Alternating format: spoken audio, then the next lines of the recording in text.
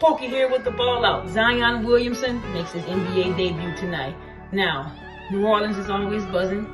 Doesn't take much for us to have a party, but I have to admit there's a little extraness in the air tonight. So make sure you check back so I can show you some amazing footage of how this city really wraps its arms around you, shows you a good time and lots of love.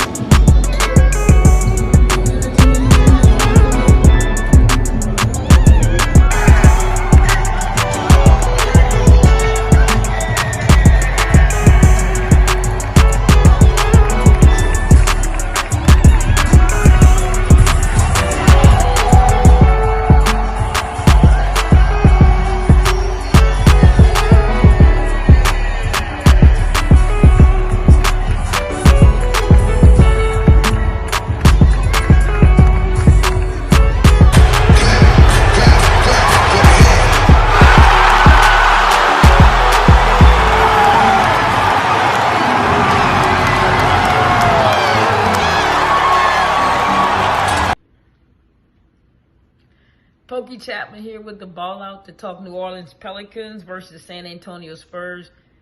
But really, we're talking about Zion's debut. Listen, no disrespect to either team. This was a moment for this young man who's going to be a special player.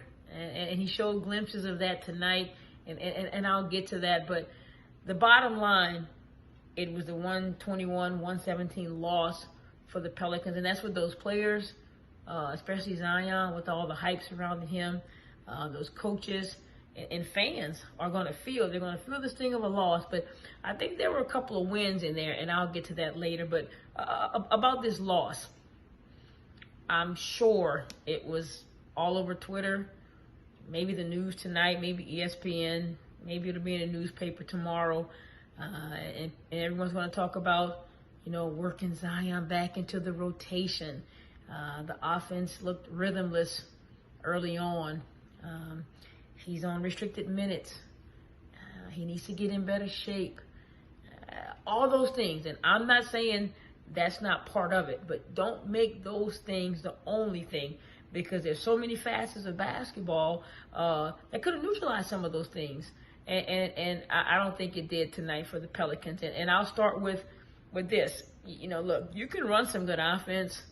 You can reverse the basketball 2 or 3 times, get a paint touch, kick to a wide open J.J. Redick, and he might miss the shot. Maybe you get an isolation with Brandon Ingram because they switch and he has a smaller defender on him and he misses a 10-footer. Those things are going to happen. And I'm not trying to jinx anyone. I know Ingram did go 2 for 11 in the first half, but he found his rhythm later on. But the point I want to make is this. All those things are true about, Zion being worked back into things, but the Pelicans didn't defend early. They didn't defend in the middle, and they didn't defend late. And the area they didn't defend specifically was dribble penetration. And I think Drew Holiday is an excellent defender on the ball. I think Lonzo does a good job of staying in front of people. And I'm talking about some of their better players. And I call those names out because I have high expectations for them. And that's not what lost the game, but that has to be into the equation as well. I mean, Patty Mills is putting the ball on the floor and getting all the way to the cup uncontested. And there was a steady diet of that with several players. And I just named those two because, they're starters and they're supposed to take the heat when things don't go well. And I think that the Pelicans will bounce back. But what happened was you kind of have this lack of defensive intensity, and then you marry that to not really true to yourself offensive game flow. You know, the pace was too slow. I think it favored the Spurs, and Popovich is amazing. But his teams are never a team that wants to get up and down the floor. They'll pick their spots, but they want to get in the half court. They want to run their sets. He's still running strong and weak, and they want to execute you to death. And I thought an area that the Pelicans could exploit would be pace, getting out in transition. You know, Zion snatching the rebound with the long outlet to Zoe, letting him race the ball up the floor and either draw and kick or get to the rack, just to create some of that comfort that comes when you're playing in 94 feet, you know, and not in the half court. But that never came because the Pelicans didn't get stops. You know, it's a little bit more difficult when the other team's scoring at a high clip. They got to take the ball out the rim. They get their defense set. And so you lower your percentages to score in transition. But then you get in the half court and the unforced turnovers. I can remember specifically, you know, since we're going to talk about Zion, let's talk about his uncharacteristic turnovers. But that's because he hasn't been out there. A little bit uncomfortable. You know, he's a big guy. He's putting the ball on the floor, but he's not protecting it. Everyone's attacking him.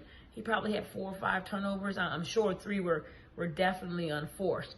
And he wasn't the only one, but you saw a little bit of that. But I tell you what, baby, in that fourth quarter, the boys started feeling it, and the energy in the building was sick.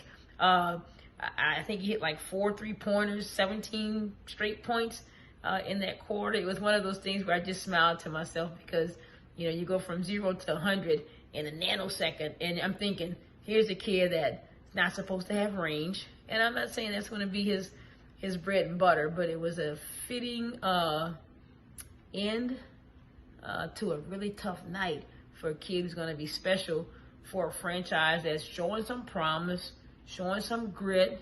You know, they had the terrible losing streak. Then they're starting to find their way. And, you know, their mantra is won't bow down. And I think you're going to see that attitude and that mentality if everyone would just shrink to think and make it about the intricate parts of the game and not these big blanket statements, because it's a game of fundamentals. You know, you got to break down, get in your stands, keep your man in front, close out, contest, rebound. Those things never change. And the teams that do that at a high clip are the teams that are going to be successful. And I trust that the Pelicans will figure it out, and this city is going to continue to show them the love that they deserve.